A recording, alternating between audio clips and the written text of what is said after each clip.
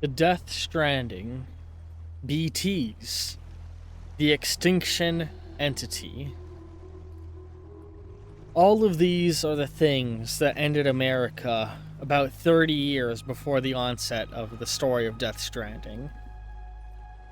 The story that you are told is rather hard to wrap your head around at first, the way the game spells it out for you.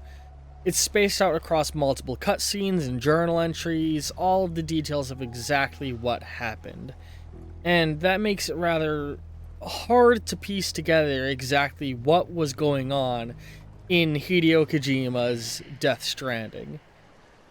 This video is going to be my best attempt at piecing together the puzzle pieces we get and understanding what the Death Stranding's about.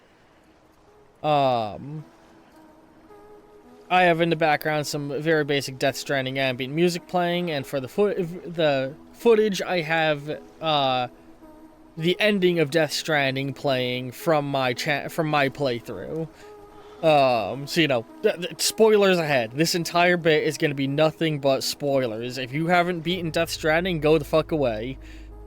But I'm assuming if you're here, it's because you've beaten it and you're still struggling to understand everything that happened. Forgive me if I have any details incorrect. This is what the Death Stranding is and how it happened, to the best of my understanding. The start of the Death Stranding, in essence, dates back almost 60, 70 years ago. Exact time frames are vague because we don't get characters' ages or many details on the passage of time. But I'm assuming I'm assuming Sam is about 30, somewhere in his 30s during the events of the game Death Stranding. Which, from this point forward, to keep things from being confusing, I'm just gonna say the game when I'm referring to the game, and I'm gonna say Death Stranding when referring to the in-game event, the Death Stranding. So, in the game, Sam is around in his 30s, I believe, just assuming that he's about the same age as the actor that played him, Norman Reedus. But we don't know exactly how old he is. But what we do know is that the Death Stranding is about as old as he is. How we know this, I'll go into as we go on, but I'm sure people who played the game already understand why. But, hang on. I was just getting something off my lap.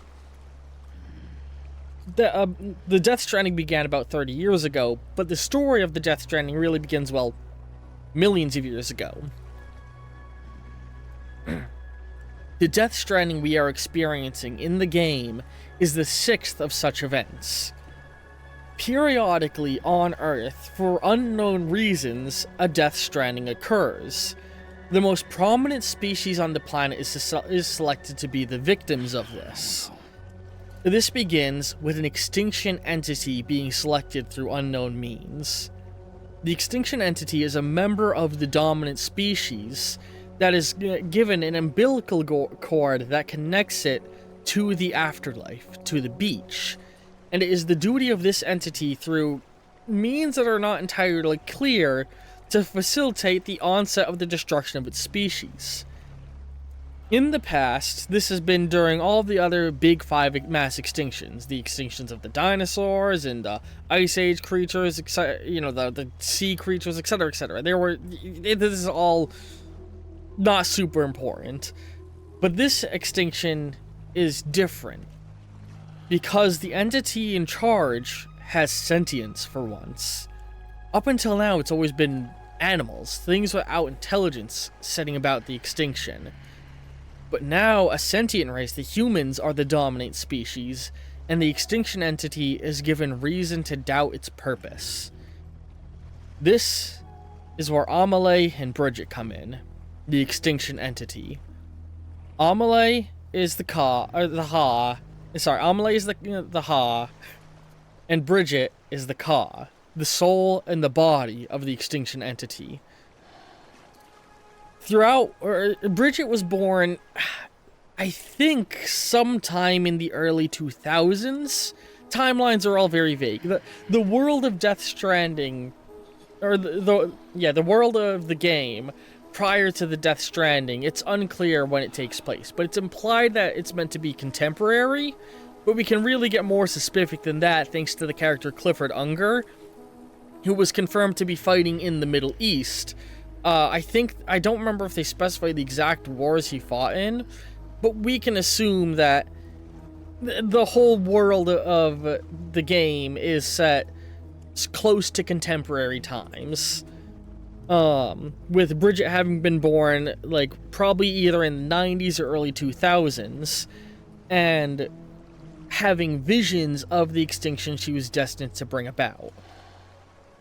Her birth would mark the beginning of the blurring between the lines of the living and the dead, and we wouldn't see any repercussions of this for many years, until she came to adulthood and became the Vice President of the United States.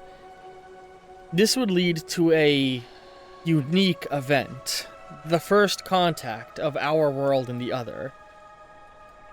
A woman had become brain dead, a pregnant woman.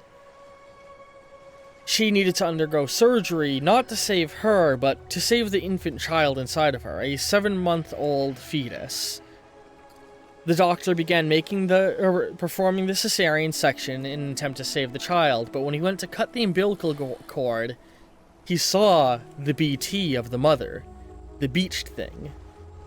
Beached things are a creature that only exists because of the oncoming apocalypse. When beings die, they move on to the beach, another plane of existence that exists between ours and the afterlife. It's sort of a limbo. And when the Death Stranding begins its early stages, spirits linger in our world a little bit longer. And in this moment, by touching the umbilical cord, something which connects a fetus to the afterlife, the doctor became capable of seeing the soul of the woman exiting its body. And because of that, it saw him and attempted to make contact. Now, BTs are comprised of antimatter. And well, when antimatter comes into contact with matter, it's not a very good thing. It caused a massive explosion, something similar to a nuclear bomb. Many people assumed this was a terrorist attack, but somehow the government knew what the truth was. They had somehow recovered a recording of the event. How, I'm not entirely clear on. Like, if this bomb went off, how was there a recording saved? But whatever, maybe it was being beamed somewhere else through the internet, like live streamed, I don't know. Either way, the government figured out what happened and became very concerned. They could tell that the doctor saw something. He had called out to it before it detonated. So they wanted to know what he saw. Thus began the BB experiments. The government began to track down, through unknown means, create this incident again. Now, I don't know if they were finding already brain-dead mothers to perform the experiments on, or if they were creating them. Either way, it isn't very comforting of a thought that they were experimenting in this way. They began calling the unborn babies bridge babies. See, in the world of the game, before a child is born, they exist in this nebulous state, neither alive nor dead. So I suppose we can guess what Hideo Kojima's stance on abortion is. But in this state, they are capable of connecting to the spiritual world and the world of the living. And umbilical cords aren't just a thing mammals use to connect children to a mother, but is used to connect a soul to the afterlife. And so, by touching the umbilical cord of an unborn baby, you gain the ability to see into this neighboring world, into the unseen world of spirits. And this draws the BTs to you. These experiments went south, and another void out occurred in Manhattan Island, killing the president who was on the site, and the vice president, Bridget Strand, she's vowed to end the research, but something about it called out to her. See, Bridget is the extinction entity, the being who, for unclear reasons, was chosen to be the Hellbringer of the apocalypse, who was given magical spiritual powers over the undead, and it was her presence in our world that was allowing BTs to be seen in the first place. Over time, her presence on the world would, in theory, This is theorization on my part partially, but it would keep loosening the connection between our world and the next, allowing the bridge, or the beach, to be bridged with our world and begin to collide with it, which would eventually result in our extinction. But then Bridget suffered from nightmares of this, visions of it. And the BTs, she resonated with them. She needed to know where they came from. She needed to understand what this event was because she foresaw it. So she in secret kept the BB experiments going. Eventually, they had experiments on the child of a military veteran, Clifford Unger, and he would attempt to break his child free when he learned the truth of the research. In this moment, they would try and stop him, and a bullet fired at Clifford Unger would kill not only him, but his unborn child, the fetus that he was trying to rescue. Bridget had felt a connection to this child in particular for reasons she wasn't sure of, but it was because she existed with a omniscient understanding of time. She knew how important this child would grow up to be to her. She knew that she would bond with this child, with Sam. So, using her powers, her connection between her Ha and her Ka as separate beings of Bridget and Amelie. Amelie, her Ha, revived the child and sent it back, turning this child into the first repatriate, a being who could not die.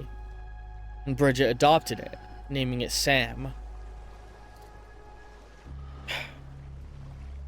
But this event began to spell the end.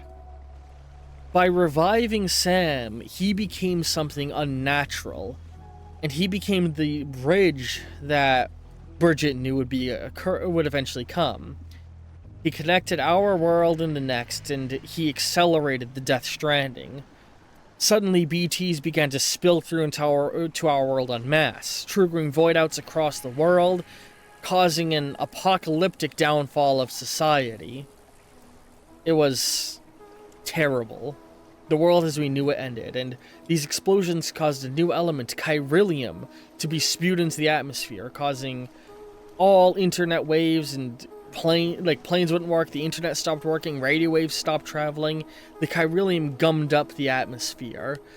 We were thrust back decades in advancement, and along with it, the chiralium entering clouds triggers an event known as timefall. See, chiralium is a highly toxic material created by these voidouts. It comes from the beach.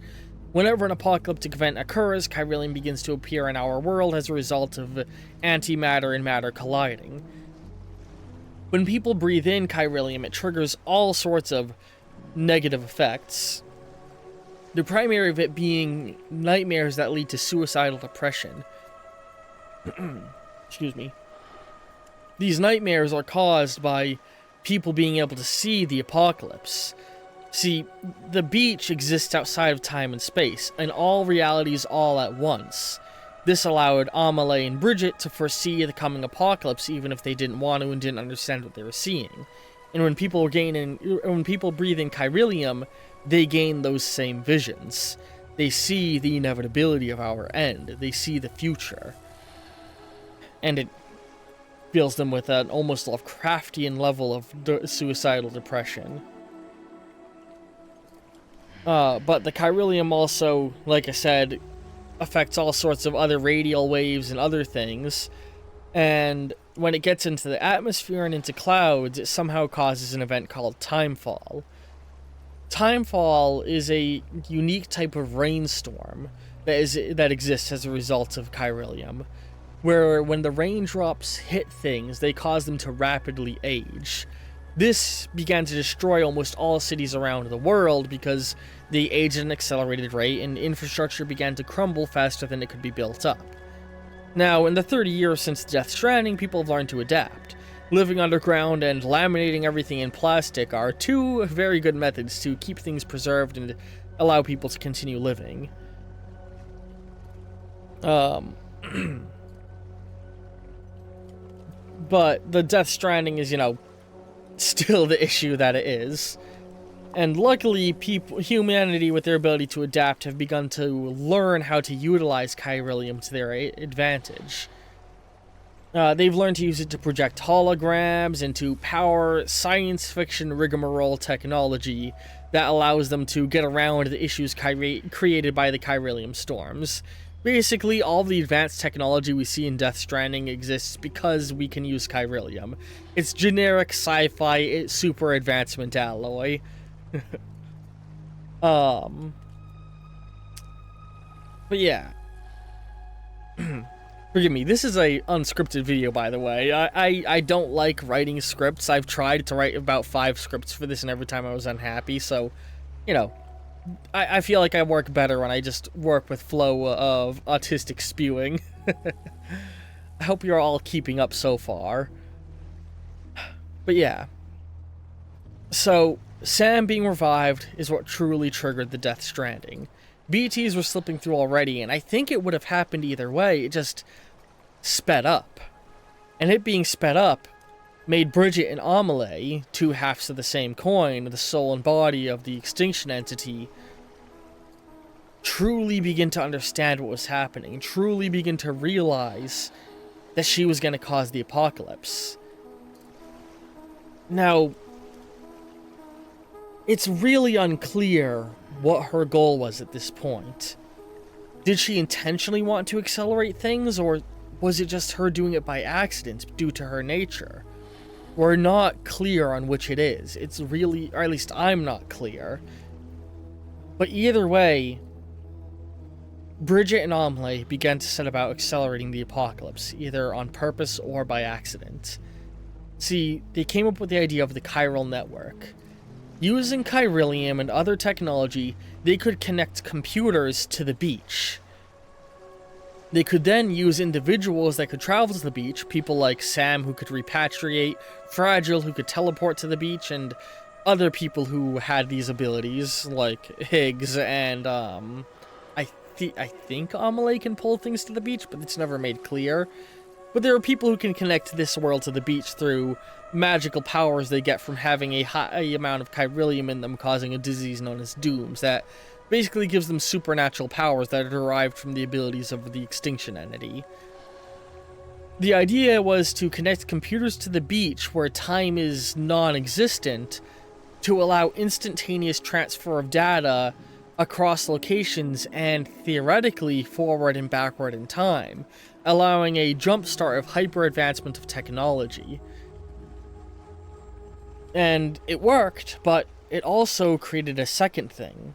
It weakened the bounds between our world and the next. The same way that Sam being revived from the dead, the creation of the chiralium network began to weaken things more and more, increasing the amount of chiral storms and allowing more BTs to slip through, allowing extinction to be amplified.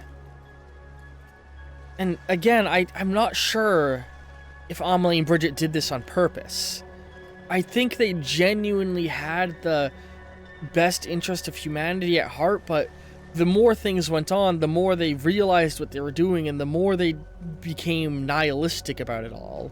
The more they realized maybe humanity did deserve to die. Maybe, you know, if the extinction was coming anyway, why not get it over with? Just end it now, if we're all gonna die. She became dejected, and she decided she would speed things up. She radicalized Higgs. She began leading a terrorist organization without anyone realizing it. She played both sides in order to bring about the end faster.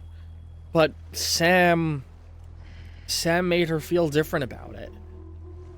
Sam, just by being who he was, by persevering and by caring about Bridget and Amelie and everyone around her, he made her change her mind.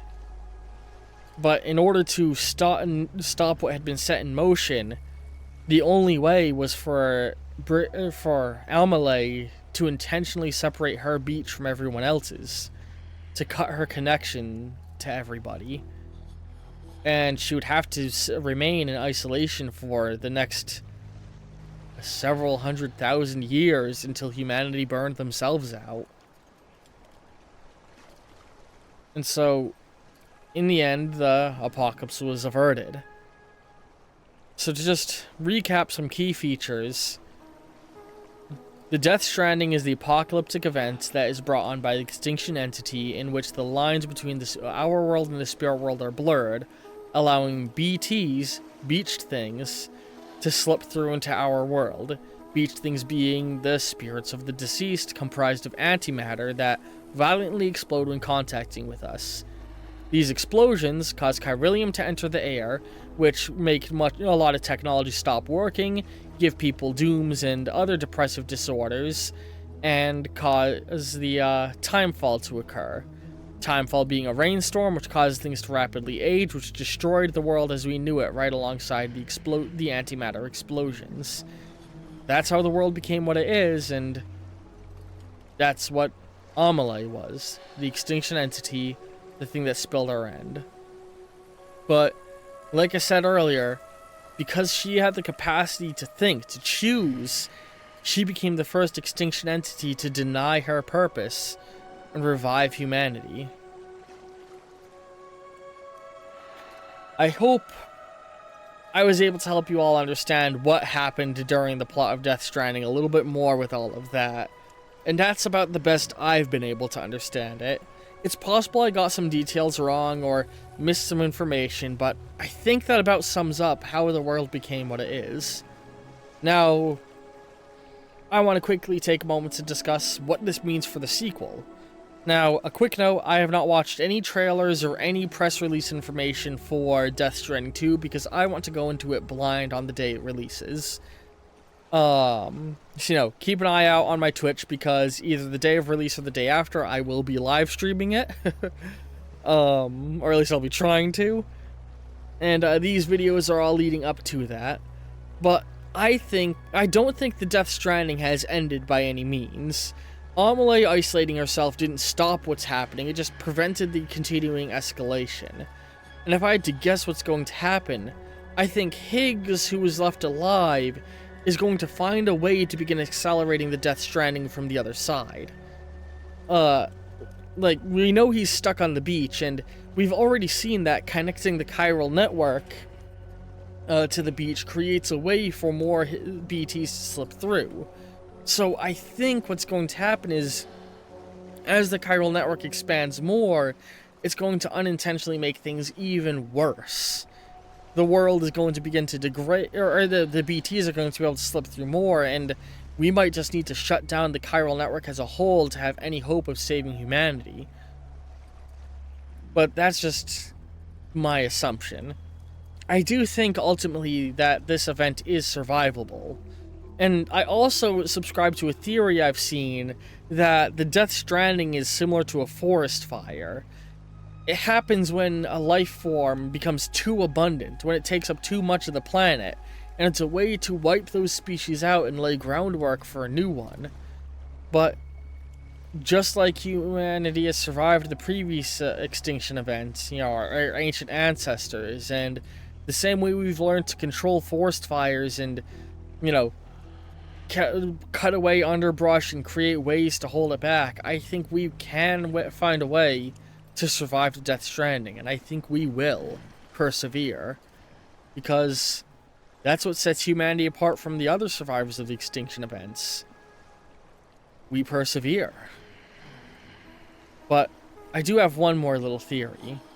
See, during the ending segment that we're watching right now, we see 5 entities floating in the distance. I think these are the embodiments of the other 5 extinctions. And I think if Amelie refuses to do her job, I think they might come and try and do it for her. And I think that's going to be the true threat of Death Stranding 2. Amelie, thank God. This is all, of course, speculation, though. Either way, I hope you've all enjoyed this attempt at explaining what happened in Death Stranding. And I hope you're all looking forward to the sequel as much as I am, and looking forward to the continuing of videos I'm going to be putting out on the road to Death Stranding. Every single day there will be videos like this one, with the following ones going to be me going in depth about exploring the history of different characters Sam met. The important ones, his close friends, and eventually leading into a video about Sam himself. Hope you've all enjoyed this one, and I hope you consider supporting me on Ko-fi and stick around to watch me play the sequel. Love you very much, and ta-ta for now!